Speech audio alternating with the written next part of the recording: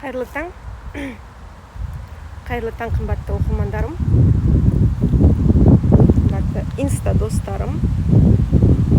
Күнделікті таңғы эфирлеріміздің бүгін 9-шы күні.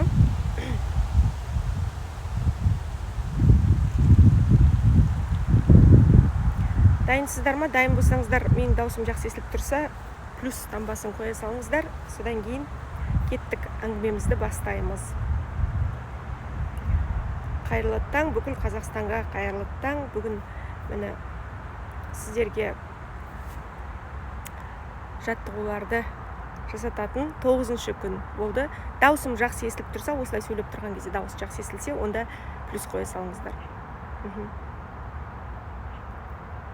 Жазирка, сәлем жаным менің. Жазира қызымда отыр екен. Бүкіл Қазақстан таныстарым шығып жатыр мына жерде. Жақсы естіліп тұр екен, онда комментарийді өшіріп қояйын. Ал енді бүгін мен сіздерге алдағы күндегі кеше телеграмға аудио жаза алмадым. Себебі шынымен қарбалас уақыт болып кетті. Көптеген кеше жұмыстарым өте көп болды. Енді осы видеоларды мүмкін кешегін жазбасам 2 күнге салып отырам аудиоларды. 2 күнді күн, 3 күнді күн бірге алдыңғы күндіктей. Ең басты нәрсе, ең басты барлығын қойып, бүгіннен бастап мен ана жол жауапкершілікті өзіңізге жазыңыз. Кімге қандай ренішіңіз бар, барлығын жазыңыз, өртеңіз, өзіңіздің ішіңіздегі бүкіл жаман қасиетті өртеңіз, барлық нәрсені айтып жатырмын.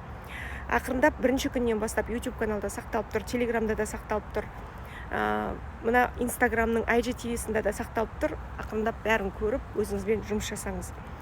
Басты нәрсе, менің осы 1 айлық марафондағы сізге айтатын, сізді өміріңізге түсіндіретін нәрсем, ол жауапкершілікті өзіңнің қолыңа алу.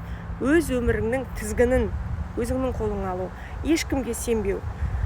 Балаға, күйеуге, ата-анаға, бәкеге, мәкеге, сәкеге, подружкаға ешкімге сенбеу. Бүгіннен бастап өз өміріңді өзіңнің қолыңа алу.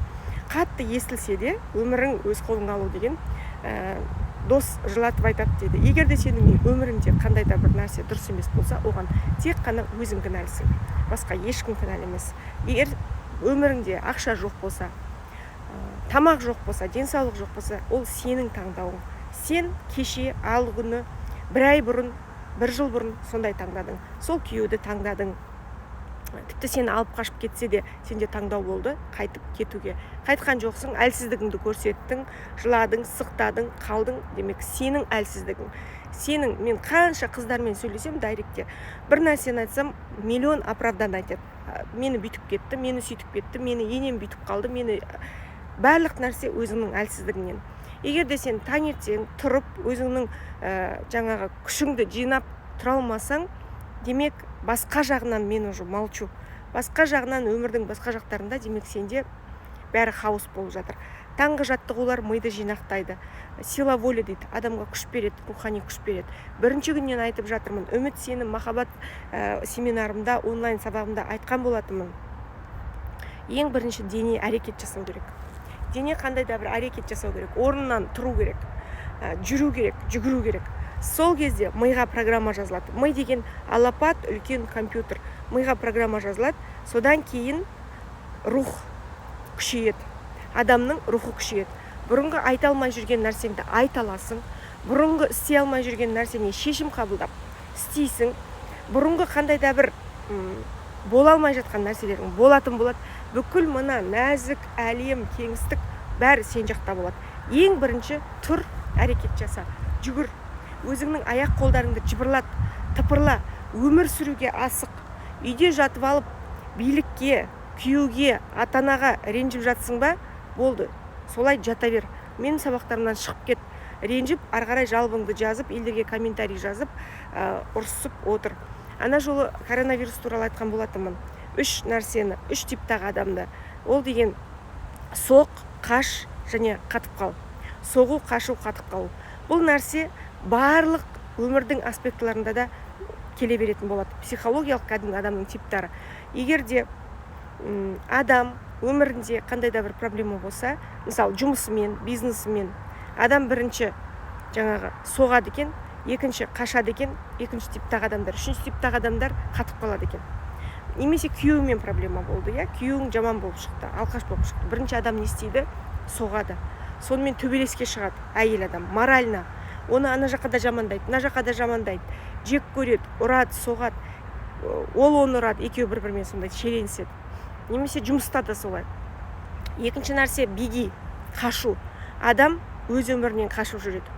Бір күйеуден қашады, екі күйеуден қашады, аннан қашады, мыннан қашады, көшеді, жоғалады, әйтеуір қашып жүреді өмір бақи. От себя не убежишь, өзіңнен ешқайда қашып кете алмайсың. Үшінші нәрсе қатып қалу. Менің осы ажыраспа, қатып қал деген нәрсем осы үшінші типтағы адам. Қатып қалған кезде сен түк істемей қатып қалмайсың.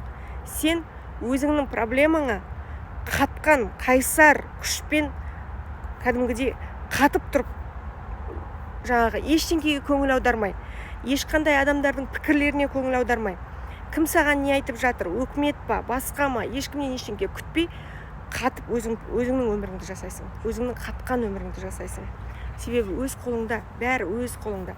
Бүгін мен сіздерге айтатын тапсырмам, бұл жаңағы дәптерлеріңізге, қаламдарыңызға өзіңізді ренжіткен адамдарды, менің сұлу болсын ғұмырым сабағымда болған қыздар болса біледі, 3 таблицаға 3 графа жасайсыздар. Реніштерім, ренжіткен адамдар, және мен ол адамдарға не істеуім керек. Әрбір адамның бойында қандай да бір реніштері болады. Кеше ғана мені осы жерде бір кісі тауып алып, өзінің ренішін айтты. 10 шақты жыл болып қалыпты, 6-7 жыл ма болып қалдым. Бір адам бұл кісіден қарыз алған. Өте көп суммада қарыз алған. Сөйтіп, одан кейін ол қашып кеткен. Мені сонша жыл бойы ол кісі оған ренжіп жүр, артынан қуалап жүр. Бір номерін табады, ол жоғалтып жіберіп блокқа қойса, екіншісін іздейді. Сөйтіп, баласы екеуі, бүкіл семьясы мен күйеуі барлығы ана адамның артында жүр. 10 шақты жыл өмір өтіп кеткен. Балам ауру, балам жұмысынан шығып қалды дейді. Өзім ауру болдым, күйеуім ауру дейді. Бәріміз сол адамның артынан жүрміз дейді. Соны айтам, апа, ол бермейді ғой сізге ақшаңыз десем, жоқ, ол деген елдің бәріне беріп жатыр екен, маған береді, мен жүрмін. Мен осы қарыз туралы айтқым келеді. Қарыз алған адамның да, берген адамның да энергиясын сорады. Қарызды желательно бермеу керек. Қарызды беретін кезде, мысалы, сенен 10 мың теңге сұраса, ол сенің қатты жақын адамың болса, туысың болса, немесе досың болса, 2 мың теңге бер. Қалтаңнан шыққан. Ол ақшаны қайта алмайтындай. Бітті. Осы 10 мың теңге емес, 2 мың теңгені, осы барым осы ақшаны қайтармай-ақ қой маған. Мен саған көмегім болсын, қиналып тұр екенсің. Бірақ мен 10 мың теңгем бар, бірақ өзіме керек. Менің де бала шағам бар, менің өзімнің пландарым бар. Жоқ деп айтуды үйрену керек. Қарызды беріп алып, біз көп жағдайда көп асайым деп қазақ боғасайды. Анандай бір проектларға бергісі келеді, өзінше бір үй алғысы келеді, немесе анандай жерлерден бірден кестегісі келеді. Бердің ба, уже 1 жыл өтті ма, 2 жыл өтті ма, 6 жыл өтті ма, 10 жыл өтті ма, уже берілмейді ол қарыз. Қарыз берілетін қарыз, ол адам әкеп береді, немесе сенімен телефонмен сөйлеседі. Жаным, мені берем, аны берем деп айтады. Егер де ол сенен қашып жүрма, қандай да нәрселер. Кішкентай бала сияқтымыз, аңғал қазақ деп бекер айтпаған. Сенбеңіздер ешкімге. Бір 10 жылдың ішінде сол, білмеймін, 100 мың теңге ма, миллион теңге ма, 10 мың доллар ма, сен уже былай тауып алар едің, егер сен соны үссең. Маған ренжиді да кісілер. Конечно, психологтар кешір деп айтады, ол қаяқтан кешіресің, сен үйіңді сатып берген ақшаң, сен қазір далада жүрсің. Мен үйімнен айырылып қалдым сол адам үшін, сол адамға беріп, мені сол адамды қарғамаймын да, бірақ менің ақшасын берсін дейді. Қарғамаймын деп адам ешқашан айта алмайды. Ол ішіңде сен ол адамға деген реніш, өкпе болды ма, демек сенде қарғыс өзінен өзі шығады. Оймен шығады, ол энергиямен шығады. Ол сен оны қарғау арқылы, оған ренжу арқылы сен қайтадан өзіңе сол ақпаратты әкеп атсың. Бүкіл дүниедегі кәдімгі әрбір адамға деген сенің өкпең қанша күннен айтып жатырмын, абысыныңа, жеңгеңе, кімге болсын, айдаладағы біреуге болсын, өкпең өзіңе қайтып тиеді. Білмеймін, бұны мен сіздерге кітаптан оқып алып, немесе мен психолог болдым, кешіре сал деп айтып атқан жоқпын. Өзімнің өмірімнен сезген, көрген нәрсем. Талай миллиондарым, талай 100 мыңдаған ақшаларым кетті. Қазір ойлаймын да, қайда ол адамдар? Мені алдап алып кеткен адамдар. Мен қайдамын қазір? Сондықтан өмір сүруге, тіршілік етуге алдыға қарай баса беру керек. Алдыма бір жеріңді жұлмалап алдыма, жұлған жерің тастап кет. Бүкіл садақа, бүкіл бала шағамның бойынан адамдар өліп жатыр. Балалар қазір ауырып жатыр. Құдай сақтасын, сол миллионым, сол 100 мыңым жүрегіңнен жарып берші. Құдай мына жақтан миллиондап саған береді. Миллиондап, шын айтам, маған келіп жатыр. Аяймын. Кешегі апамды қарап отырып аядым. Жаным-ау, 10 жыл өмірің өтіп кетті ғой, аурумен, қиналыспен. Бере салшы, сол ақшаны бере алмаймын дейді. Мен ол үйім ғой, мен үйімді қойып залогқа бердім. Үйімді сатып, жаңа банк алды, мен қалай берем дейді. Жаным-ау, сен қазір өмір сүріп жатсың ғой. Ақшаң бар, әйтеуір бірден келіп тамақ ішіп жатсың, өліп қалған жоқсың ғой. Құдай береді ары қарай. Үйіңді сатсаң да, но ол адамды сен таппай отырсың ғой. Жарайды, тауып соның үйіне барып шамаң жетсе ал. Шамаң жетіп жатса, күшің жетіп жатса, бірақ мен тіпті айтам, соттаспашы деп. Мейлі қолымда бірдеңке бар, сотқа берем дейді, соттаспа. Тіпті кейде қыздар жазып жатады, бауырлар таласып жатады. Ата-анамыздың үйі болған, сол үйді екеуміз қазір оның атында болды, бірақ ол әкеміздің үйі ғой. Бізге часть ақша берсін, бізге как завещание секілді, біздің үйіміздің жақсы ақшасы ғой дейді. Мен айтам, ешкіммен соттаспа. Егер сенен біреу бірдеңке сұрап алып, тартып алып жатыр ма, бере салуға тырыс.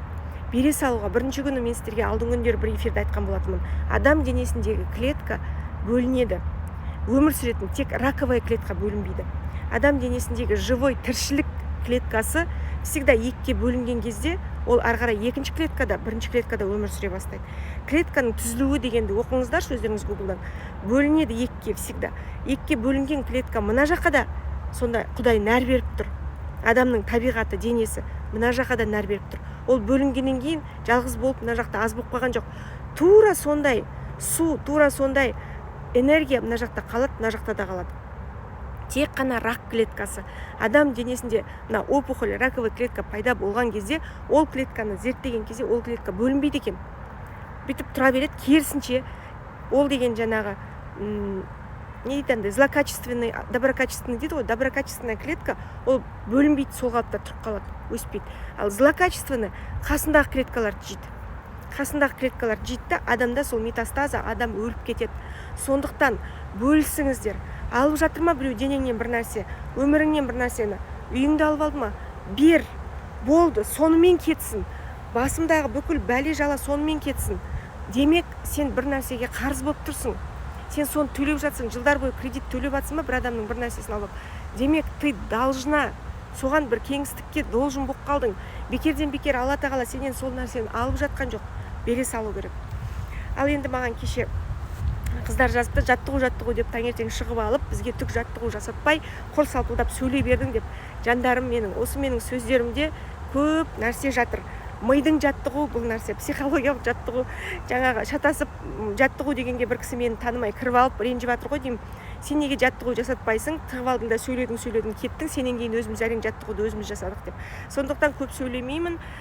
Енді бұл сөйлесем де бұл нәрсе деген мына мидағы клеткаларды қозғау. Менің сөзім арқылы, менің үнім арқылы, кәдімгідей тренажер для мозга бұның бәрі. Ал енді жаттығу болса жаттығу жасайық. Қазір үйге сіздерге тапсырма. Ертеңде жасатқызам бұны. Көзіңізді жұмып, өзіңізді ренжіткен адамдарды есіңізге алыңыз. Мысалы, жаңағы кім ренжітті? Жаңағы Дархан, Тимур, Марат, кім әйтеуір біреу ренжітті. Не істеді? Сізден 1 миллион теңге алып алды. Енді не істеу керек? Кешіру керек. Мысалы, кім ренжітті? Коллегам, Айгүл, Майгүл. Неге ренжітті? Неблагодарный, мен жақсылығымды ұмытып қалды, бүйтті, сөйтті. Не істеу керек? Кешіре салу керек. Бізде бәрінде кешіре салу емес, ұру керек, соғу керек, жаңағы бандиттарды апару керек, қылқындыру керек, соттау керек деген секілді тұрады екен. Барлық пунктта сізде кешіру деген тұру керек. Кешірген кезде ғана адамның өмірінің жолы ашылады. Ешқандай экстрасенсқа, балшыға барудың қажет жоқ. Тек қана кешіру, тек қана махаббат, тек қана любовь, тек қана доброта. Осы нәрсе жүрекке кірген кезде, сіздер басқа адамдарды мойындаған кезде, ұмытқан кезде өмір басталады. Енді дәптерлеріңізге жазып қоятын бір нәрсені мен сіздерге айтайын. Өмірлеріңізді жақсы жаққа өзгертетін формула. Бұл оп-оңай. Мына әлемде дефицит нәрсе ол махаббат. Жазып қойыңыздар. Қазақ елінде, орыстарда да, өзбектерде де, жер планетасында адамға жетпейтін дефицит дүние, ол не? Ол махаббат. Ол махаббат. Мысалы, неге барыңыз? Шөл далаға барыңыз. Су жоқ. Еш жерде су жоқ. Сізде үлкен бір құдық бар. не істейсіз? Сіз сол жерде миллионер боласыз. Сіздің құдығыңыздан келіп су алады, ол сіздікі ғана болсын. Сіздің аулаңызда тұрған Құдай солай берді. Сіздің аулаңызда үлкен құдық тұр. Сізге келеді, адамдар бір шелек су алады, екі шелек су алады, банкімен су алады, ол құдық бітпейді. Сізге подаркасын береді, сізге тіпті сол суды сатпаймын десеңіз де ақшасын береді, сіз суды шығарып тұрасыз. Шынымен содан кейін сізден артық ол жерде адам болмайды. Сондықтан қазір біздің Қазақстанда өте ерекше, басқа елдерді білмеймін. Біздің Қазақстанда дефицит любви, дефицит понимания, кешіру, мейірімділіктің дефициті болып кеткен. Жоқ, как су жоқ секілді, махаббат жоқ. Келін күйеуге тисе, енесінен махаббат көрмейді, күйеуінен махаббат көрмейді. Еркек үйленсе, әйелінен махаббат көрмейді. Өзінің мамасынан көрмеген осы уақытқа дейін, әкесінен көрмеген махаббат, туыстарынан, достарынан көрмейді. Вообще бір-бірімізге деген махаббат жоқ. Құр маска киіп алғанбыз. Құдай бізге, видимо, масканы да босқа кигізген жоқ. Масканы шешкіміз келеді қазір. Таза ауамен демалғымыз келеді. Себебі бізде жаңағы қазір махаббат жоқ бір-бірімізге деген. Масканы киіп алғанбыз, өтірік мамамыз, өтірік папамыз, өтірік күйеуіміз, өтірік әйеліміз.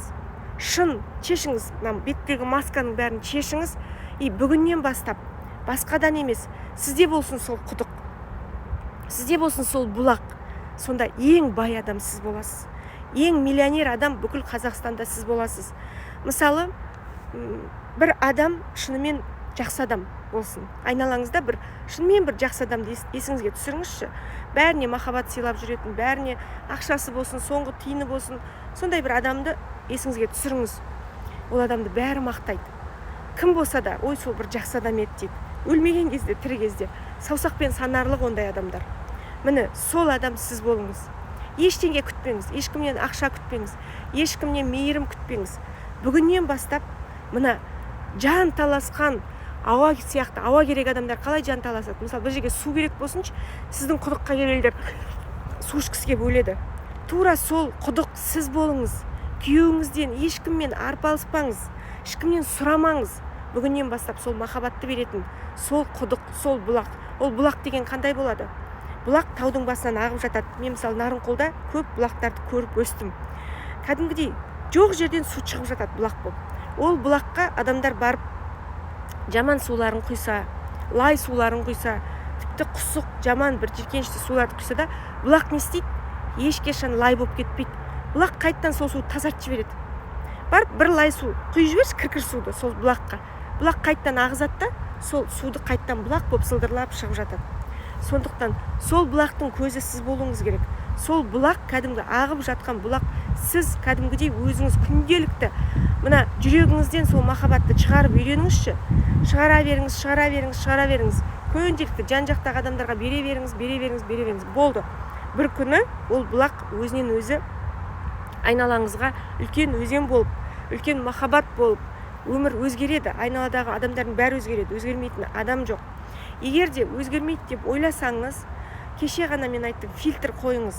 Жаңағыдай присоска болып жабысқан, не дейді жаңағы бетке қоятын құрт, не дейді ана бір бетке қоятын нәрсенің бетті әжімге косметологтар қояды ғой бір. Сол секілді жабысқан адамдардың бәрін алып тастаңыз. Пока өзіңіз тазаланбағанша жан-жағыңызда өзіңізді артқа тартатын адамдарды алып тастаңыз. Өзіңіз болып алыңыз, өзіңіз толып алыңыз. Бір адамға өзінің отбасы мынадан жетеді. Көбісі айтып жатады ғой, мысалы, ойбай дос керек, ойбай таныс керек, ойбай туыс керек. Мысалы, біз 500 адамға той жасадық. Карантинға дейін 500 адамға той жасадық. Қазір қараңызшы, ауырып қалыңыз. Құдай сақтасын, басыңызға бір іс түссін. Қайда сол 500 адамыңыз? Біреуі сізді кеп қорғамайды.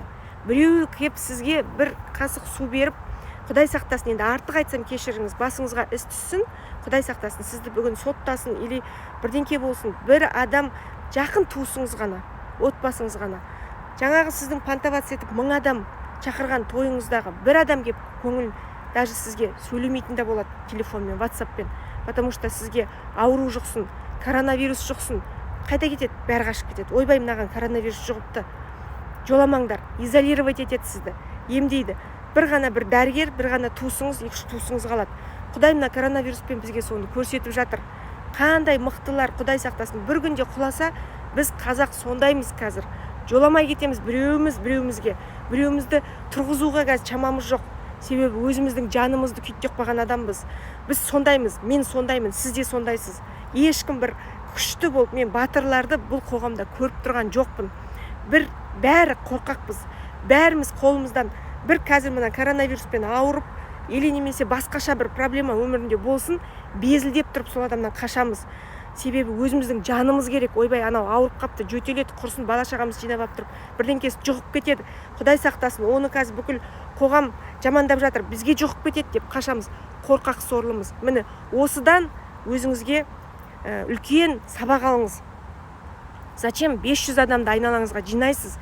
Егер сіз қиналған кезде сол 500 адам кеп сізге көмектеспейді. Сіздің тойыңызда сіз беріп жатқан кезде бәріне кетеді. Сондықтан бүгіннен бастап, міне, өзіңіздің коронавирусыңызды емдеуге, өзіңіздің ішіңіздегі вирустарды емдеуге, өзіңіздің отбасыңызды қолға алуға, жан-жаққа шашылмаңыз. Өзіңізге қалады сол өтірік достарда, барлығы өтірік нәрсе, жалған нәрсені алып тастаңыз. Мен тәждің асыл ақиқаты деп осы вирус басталған кезде құлаққа құйғым келген. YouTube'да 30 күндік эфирларым тұр. Өзіңізге өзіңіз ие болыңыз. Бүгіннен бастап өзіңізді өзіңіз көтеріңіз. Себебі бәр жалған.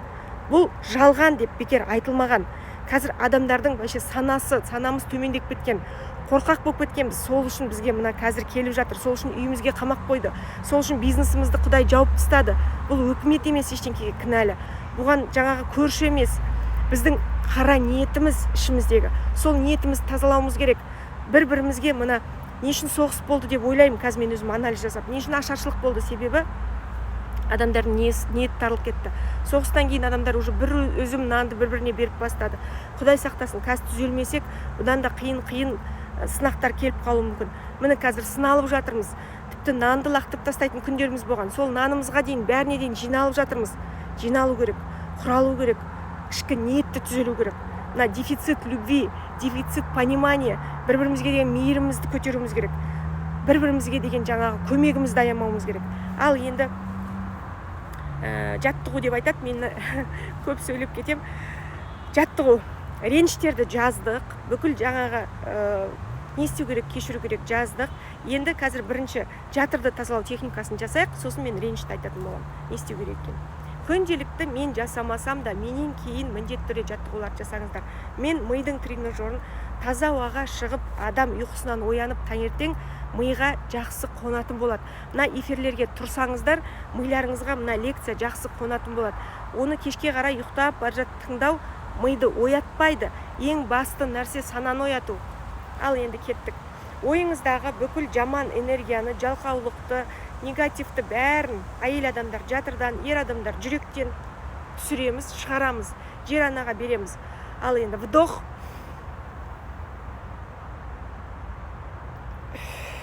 выдох.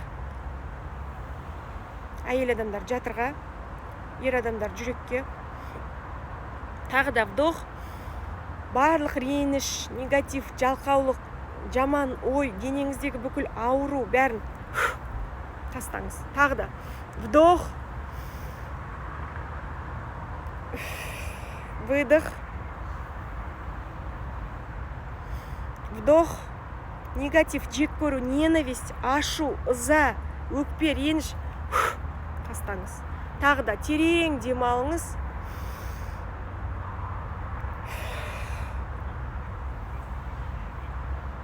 Бойыңыздағы қарыз, кредит, жамандық, жалқаулық, барлық жатырыңызға жиналған бүкіл ауруларды, миома, киста, бүкіл күйеуіңізге деген жек көру, бүкіл жаман нәрсені тастаңыз. Одан кейін тағы да мен айтқан болатынмын, 10 шақты күн, тіпті қазақтарға 30 күнде болады. Біздің миымызда бүкіл негатив, бүкіл жамандықтың бәрі жиналып қалған, жүрегімізде барлық нәрсе жиналып қалған. Осының бәрін аяғыңызды былай, аяғыңыздың ұшымен тұрасыз. Жалаң аяқ тұрған тіпті жақсы. Аяқты чешіп, былай тұрасыз. Вдох, ұрасыз, шық. Ауаны тартасыз, вдох, шық, өкшемен ұрасыз. Бүкіл мына жоғарғы қуат көзіңізден бастайсыз. Мына жерде қуат көзі бар. Энергия жабылып қалады. Идейный қуат көзіңіз жабылып қалады. Мына адамның миындағы бүкіл идеясы мына үшінші көзде тұрады екен. Қалай бизнес ашу керек, қалай өмір сүру керек, кітап жазғым келеді, не істеу керек, сұрақтардың бәрі мына жерде тұрады. Вдох. Сол жаман, мына жерде бітеліп қалған жаман энергия өсекпен, өтірікпен, жек көрумен, ашумен, ызамен, бүкіл қуат көздері сондай бір жек көру, өкпе реніш, жүректегі қуат көзі. Тура мына жерде солнечное сплетение дейді. Мына кіндіктің тұсында материальный қуат көзі, бұл жерде байлық бар. Сосын бұның бәрі менде бұрынғы сабақтарда, онлайн сабақтарда айтылған адамның 7 қуат көзі. Матканың түбінде қуат көзі, омыртқаның біткен жерде адамда 7 қуат көзі бар. Бұл қуат көздері деген адамның зарядкаға тығу. Егер керек болса, керек десеңіздер, осы эфирді сақтағанның астына жазыңыздар. Қуат көздері туралы айтып берді. Ертең айтып беремін, ертеңгі алдыңғы эфирде. Сонда бұл қуат көздері бітіп қалған кезде адамдар зарядталмай қалады екен. Телефонды, компьютерді зарядтаймыз ғой, сол секілді. Егер де сіз 7 қуат көзіңізде ашылып тұрса, сіз таңертең оңай оянасыз. Өмірді оңай сүресіз. Баланы оңай бағасыз, күйеумен оңай отношения. Жұмысыңыз, бизнесіңіз сартылдап жүріп тұрады. Егер де сіздің бір қуат көзіңіз жабық болса, мысалы, тек қана төменгі тамақ пен төсекпен өмір сүріп жүрсеңіз, сіздің ақшаңыз тек тамақ пен төсекке ғана жететін болады. Тек қана сол бір табақ сорпаңызға сатып алып келіп пісіруге тамақ жетеді. Bir жерде общежитие болсын, бір жерде ұйықтап жатуға ақша жетеді. Сондықтан қазір қуат көздеріңізді тазалаңыздар. Мына жақта тұрыңыздар, ауаны мына жалаң аяқ. Тіпті мына носкиді де шешіп тастауға болады. Ауамен, мына жер анамен контакты деген қазір мына шілде ғой, тап-таза, жеп-жеңіл, суп-суық емес бәрі. Ал мына қуат көздеріңізден энергияның ағып, жоғары жақтан Алланың нұры құйылып тұрады. Қуат көздеріңіздегі бітеліп қалдау деген, осы менің байлығым бітеліп қалдау деген, осы менің жүрегім, махаббатым ешкімге жетпей жатыр-ау, ешкімді жақсы көре алмай жатырмау. Мына жердегі қуат көзіңіз бір шығармашылық қуат көз дейді бұны. Айтатын әңгіме, тіл, біреуге сөйлей алмаймау, бәрі осы жерде бітеліп тұрады. Ауаны тартыңыз, жоғары қарай аяқтың ұшымен тұрыңыз, сосын өкшемен жерге шық. 50 рет жасау керек. Хотя бы 10 рет жасайық, міне. Шық. Шық. Шық. Прям бүкіл бойдағы ауруды, вирусты, энергияны, құрттарды, жыбырлайтын, өсек, өтірік айтқызатын, бүкіл жаман жаңағы. Енді қазақша айтсақ, шайтандар ғой. Шық. Шық. Шық. Шық. Динамика, тез-тез істеу керек. Шық. Шық. Прям шығарып тастаңыздар осының бәрін. Содан кейін оң аяқта 10 рет шық, шық, шық. Сол аяқта 10 рет шық, шық, шық. Бүкіл жамандықтың бәрін шығарыңыз, бүкіл негативтің бәрін шығарыңыз. Сосын ағашқа барып, жерде қысық ағаш екен, түзу ағаштың жанына барып, ағаштан энергия алыңыз, күш алыңыз, құшақтаңыз. Енді мен сіздерге жаңағы реніштен арылу техникасын айтайын. Дәптерлеріңізге ренжіген адамдарды, не үшін ренжігеніңізді, сосын не істеу керек деп жазыңыз да қасына жазыңыз. Ренжіткен адам, мысалы, Айнұр, Майгүл, Шайгүл, бәрін список жазыңыз. Жаңағы Ержан, не дейді ана, Талғат, Марат, Санат, бәрін жазыңыз. Сосын мына жерге список міне бәрі жазылып тұр. Иван, жаңағы Павел деп, оның қасына не істеді? Мені жамандады, мені өсектеді, неблагодарный, мен жақсылығымды көрмеді, менің қарыз ақшамды алып алды, үйімді алып алды. Содан кейін планкаға мынаны қасыңызға қоясыз да, әрбір адамға күнделікті жаңағы кешірдім деп 100 рет айтып шығасыз. Планкаға тұрасыз, міне. Көріне ма сіздерге? Аяқтың ұшымен тұрасыз, міне. Мысалы, Талғат кешірдім, Талғатты кешірдім, Талғатты кешірдім, Талғатты кешірдім. Бірінші 8 реттен бастаңыз.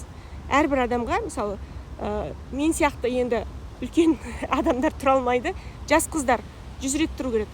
Күнделікті 100 рет тұрып бастаған кезде миға сигнал болады. Надейл, мен мына адамды кешірші деп. Сенің өкпең, аяғың, сенің 12 мүшең, 62 тамырың сенің миыңа сигнал береді. Все, хватит, құралай. Талғатты кешіресің ба, кешірмесең планкаға тұрып мені қинама дейді. Бұл кәдімгі психологиялық жаттығу. Бүкіл ренжіткен адамдарды жазасыз, күйеуіңізден бастап. Сосын мына жерден тұрасыз, мен Талғатты кешірдім, мен Талғатты кешірдім, Талғатты кешірдім, Талғатты кешірдім, Талғатты кешірдім, Талғатты кешірдім, Талғатты кешірдім, Талғатты кешірдім. 8 рет айттыңыз.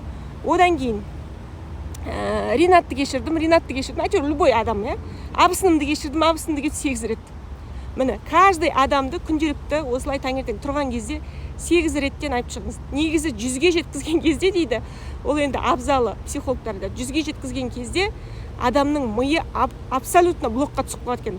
Ана адамды сен даже полностью өзінен өзі кешіреді екенсің. Ең бірінші мен айттым ғой, әрекет, дене әрекет жасау керек. Сол кезде миға программа жүреді, содан кейін рух шыңдалады.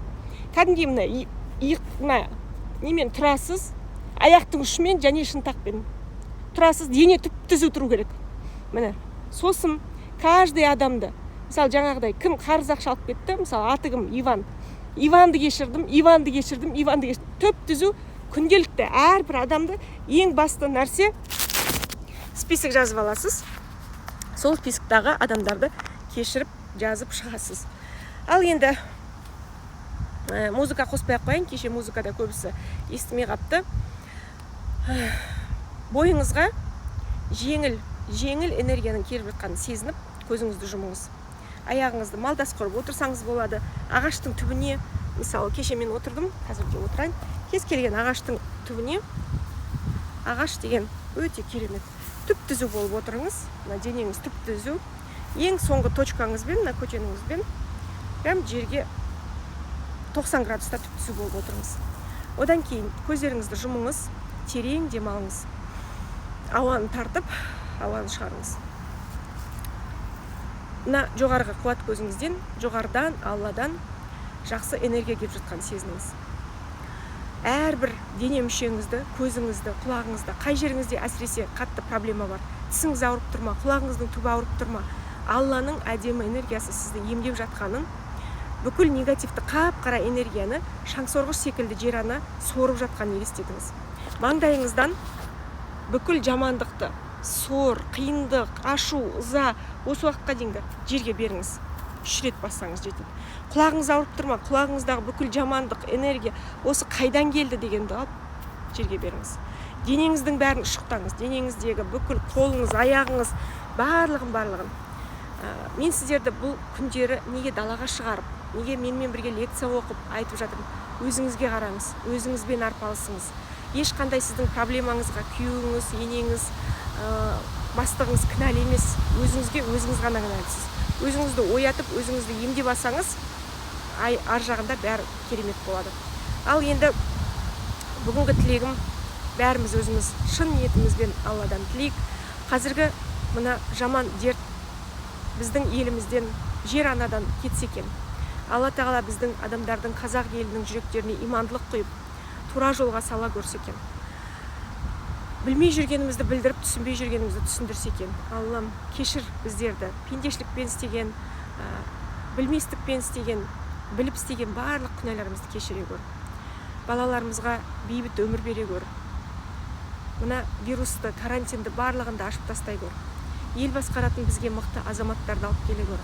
Аллам, адал сүт емген, елім деген, халқым деген мықты ел азаматтарын алып келе көр. Отбасымызды аман ете көр. Аллам, сенен тілеп сұраймыз, осы жерде отырған барша әйелдердің тілегін бере көр. Алла тағалам, ұл сұраса ұл бере көр, қыз сұраса қыз бере көр. Үй сұраса үй бере көр, баспаналы бақуатты қыла көр. Қазақ елімді жылатпа, сұратпа, Аллам. Әйелдерге әйел бақытын, ерлерге ер бақытын бере көр. Әумин, Аллаху акбар. Қымбаттыларым, жүгіріңіздер. Қазір маған дейін де жүгіріп алыңыздар. Таңға мен мысалы өзім 7-де келіп жүгірем. Одан кейін жаңағы ғажап дәптерімді толтырам. Одан кейін барып сіздерге эфирге шығам. Жүгіріңіздер. Жүгіру деген өмірдің кедергілерін алып тастайды. Өмірдің кедергілерін жарып өтіп келе жатырмын. Менде бәрі жақсы болады. Менің өмірімде жаңағы Құдайдан ағашымға кетті. Құдайдан не сұрайсыз? Мына 30 күнде сол сұрағыңызға қарай жүгіріңіз. Өміріңізде үй жоқ па? Сол үйге қарай жүгіріңіз. Таңертең тұрыңызда менімен бірге. Міне осы 30 күн сіз не үшін жүгіріп келе жатсыз? Жаңа мен ана күннің техникасын жасадым, сол секілді. Жүгіріп бара жатқан кезде үйге қарай жүгіріп келе жатырмын. Немесе қызметке қарай жүгіріп келе жатырмын. жарып келе жатырмын кедергілерді. Өзің қиналып, уже соңғы бір кругты жүгіргім келмей жатса, вот мен осы кругты жүгірсем, бітті. Мен қызметіме жетем.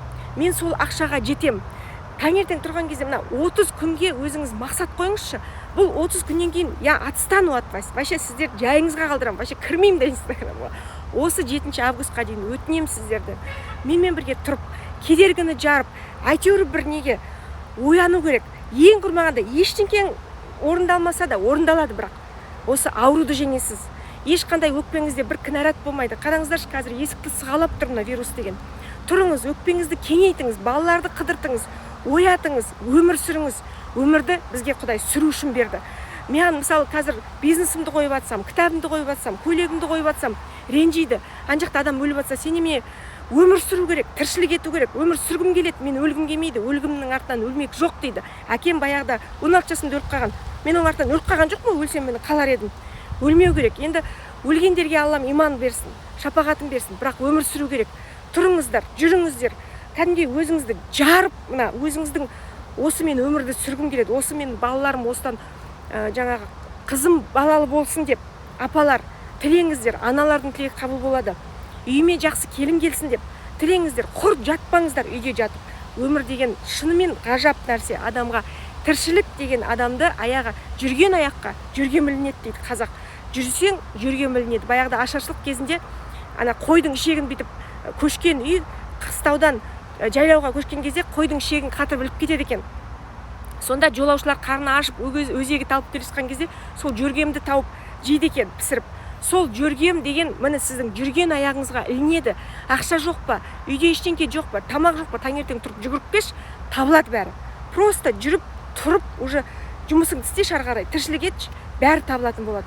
Сондықтан жатпаңыздар, менімен бірге тұрыңыздар да осы 7 августқа дейін қиналсаңыз да, во-первых, арықтайсыз, рухтық күш пайда болады. Қанша әңгіме естисіз.